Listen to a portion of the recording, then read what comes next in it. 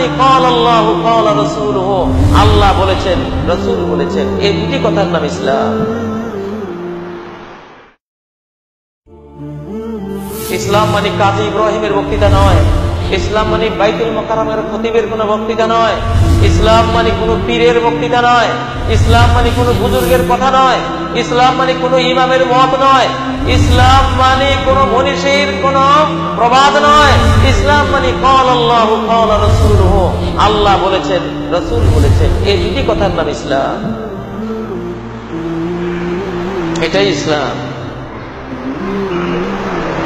কাজী ইব্রাহিমের কথা কোনো দলিল নয় যতক্ষণ সে কোরআন থেকে কোটেশন না দেবে, হাদিস থেকে দলিল না দেবে যে এটার এই দলিল আছে। এখানে 1 শতক জমিন কিনতে আপনারা 25 থেকে 50 বছরের দলিল ঘাটাঘাটি করেন। 1 শতক জমিনের মূল্য না হয় 10 লক্ষ টাকাই হবে, না হয় 20 লক্ষ টাকাই হবে। 10-20 লক্ষ টাকার একখানি জমিন নিতে 25 থেকে 50 বছরের দলিল খোঁজেন, এর কবল আছে কিনা দেখতে হবে, পাতায় পাতায় উল্টিয়ে উল্টিয়ে আবার পড়েও দেখতে হবে, রিরাইটিং আছে কিনা, কলমের পোশাক 2 বার পড়েছে কিনা, এটা আবার কেন, বিশেষজ্ঞ রিপোর্ট লাগবে, দলিল ঠিক কিনা, সিএস রেকর্ড আছে কিনা। রেকর্ড না থাকলে এই জমি কিনা যাবে না, কারণ এটা তার কিনা প্রমাণ হয়নি। আরএস রেকর্ডও লাগবে, আরএস রেকর্ড ছাড়া জমিন কিনা যাবে না, কারণ এই মালিকের কিনা প্রমাণ হচ্ছে না, আদৌ এই জমিন তার আছে কিনা আমি বিশ্বাস করলাম না। খাজনার রসিদ আছে কিনা, কত দলিল, কত ডকুমেন্টস, কত এভিডেন্স 1 শতক জমিনের জন্য আপনারা খোঁজেন। বাঙালিরা কি চালাক, রিকশাওয়ালা শুদ্ধ এত চালাক, বাইতুল মুকাররমের খতিব কাজী ইব্রাহিমেরও এত জ্ঞান নাই। একটা রিকশাওয়ালারও যত জ্ঞান 1 শতক জমি কেনার জন্য গেলে, কি চালাক এই লোকটাই বেকুব হয়ে যায়, ননসেন্স হয়ে যায়, জ্ঞান শূন্য হয়ে যায়। ইসলামের কথা বলতে গেলে কোনো দলিল খোঁজে না, কোনো প্রমাণ চায় না। হুজুর বলেছে, বুজুর্গ বলেছে, কয় যে এটাতে একজন মুসলমানে বলেছে, আমি মনে করেছিলাম দাড়িওয়ালা টুপিওয়ালা পাগড়িওয়ালা মুসলমান, উনি কি আর মিথ্যা কথা বলবেন, আমি তো দলিল পত্র খুঁজি নেই। এই হলো অবস্থা বাংলাদেশের মুসলমান। হুজুর বলেছে আর যায় কোথায়, পীর সাহেব বলেছে আর যায় কোথায়, এটা যেন কোরআনের বাণী না। দেখতে হবে, দলিল দেখতে হবে। আপনি 1 শতক জমির জন্য এত বছরের দলিল খুঁজেন, আপনি যদি সর্বনিম্ন জান্নাতি হন, সবার পরে জান্নাতে যান, আপনি পাবেন এই পৃথিবীর মতো 10 পৃথিবী, 10টা পৃথিবীর বিশাল সাম্রাজ্য, বিশাল ভূমি আপনি পেয়ে যাবেন দলিল ছাড়া, প্রমাণ ছাড়া। এত বড় সম্পদ, মহা সাম্রাজ্য কিনে নেবেন, দলিল লাগবে না? প্রত্যেকটা মাসালা দলিল লাগবে, প্রমাণ লাগবে। দলিল প্রমাণ ছাড়া কোনটা আমরা নেব না।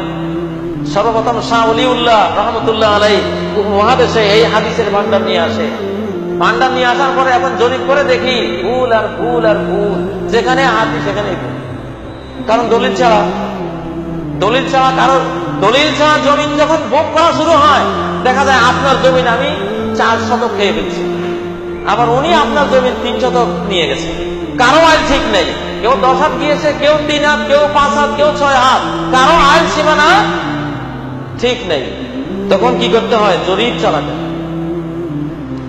এই বাংলার মুখে সব বড় বড় আলেম, খতিবে আজম, ইমামে আজম, মুফতি আজম, আল্লামায়ে দাহার বড় বড় আলেম, সবাই আমরা পড়েছি আলিফ বে তেসে।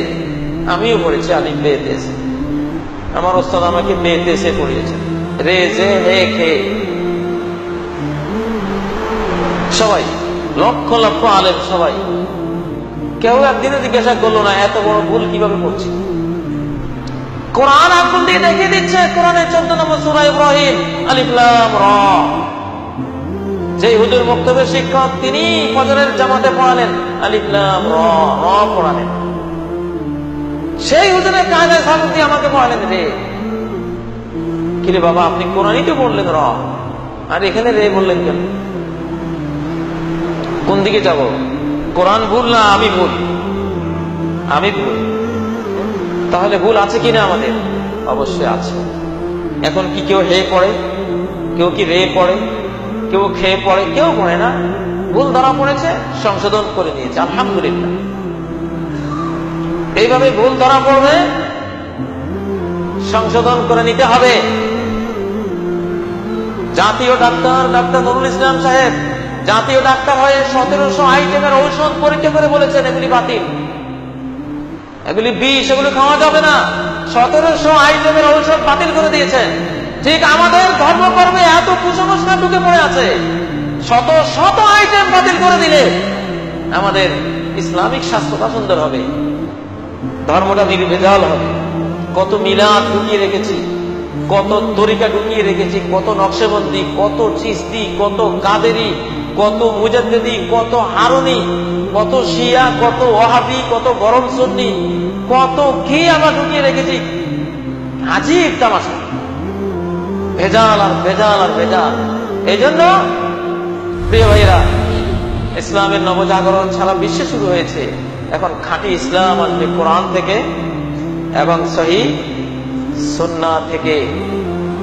কিছু পরিবর্তন দেখলে মনে করবেন না যে এটা কি করলো, হয়তো এটাই ঠিক ছিল, এটাই ঠিক আছে, কিন্তু আমাদের দেশে প্রচার পায়নি।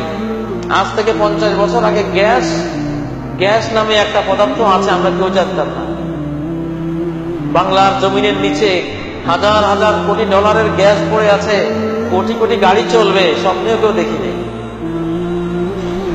কিন্তু জিনিসটা ছিল, আছে, এখন তুলতে পেরেছি, আলহামদুলিল্লাহ, তুলেছি, ব্যবহার করছি। এখন যদি গ্যাস দেখে কেউ বলে আমার বাপ চাচারা চলে গেছে গ্যাস ছাড়া, কখনো কোনোদিন গ্যাস দিয়ে গাড়ি চালাতে দেখি নেই। কোত্থেকে তুমি এটা নিয়ে আসছো, এটা আমি বিশ্বাসই করি না, এটা বাদ দাও। আরে ভাই, গ্যাস ছিল তো, শত শত বছর থেকে এটা ছিল, আমরা আবিষ্কার করতে পারিনি। ইসলামে অনেক জিনিস আছে। নামাজের মধ্যে দেখবেন আজকে মসজিদে অনেকে আমিন জোরে বলেন, এটা খনির মধ্যে ছিল, আমরা টের পাই। এখন খনি থেকে আহরণ করে আনা হয়েছে, টাটকা জিনিস। আমল করো। আল্লাহ রাসূল মুহাম্মদ সাল্লাল্লাহু আলাইহি সাল্লাম সম্বন্ধে সহিহ হাদিসে এসেছে, ইযা ফারাগা মিন গায়রিল মাকতুবি আলাইহিম ওয়ালাদ-দাল্লিন ক্বালা আমিন ওয়া রাফা বিহা সাওতা। আল্লাহ রাসূল সাল্লাল্লাহু আলাইহি সাল্লাম নিজে ইমামতি করার সময় যখন ওয়ালাদ-দাল্লিন পর্যন্ত পড়তেন, তখন আমিন বলতেন, ওয়া রাফা বিহা সাওতাহু, তার আওয়াজকে সুউচ্চ করতেন, সবাই শুনতে পেত। এবং পেছনে সবাই আমিন বলতো, যেটা মক্কার বাইতুল্লাহতে, কাবাতে, যে কাবার দিকে ফিরে সবাই নামাজ পড়ে, সেই কাবাতে এই আমিন জোরে আছে কিনা? অবশ্যই আছে, এবং এটাই দলিলে আছে। আপনি যদি বলেন যে বাবারে আমার বাচ্চা যারা করে নাই, ওনার টের পান নাই, আমি তো টের পাই নাই। আমি কাজে ইব্রাহিমে তো আমার ছাত্র জীবনে জোরে বলতাম, আমার ওস্তাদরাও জানতো না, আমিও জানতাম।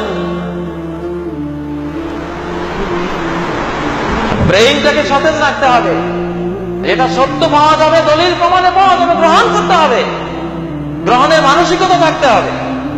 এক জায়গায় জমে বসে থাকলে হবে না, তাহলে আপনি পিছিয়ে পড়ে যাবেন।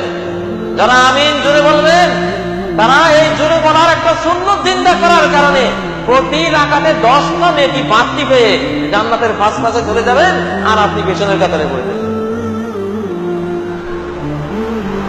আল্লাহ নবী বলেন, মান আহাব্বা সুন্নতি ফাকাদ আহাব্বানি, আমার যে কোনো সুন্নত জানতে পেরে যে সুন্নতটাকে ভালোবাসলো, সেটা আমাকেই ভালোবাসলো।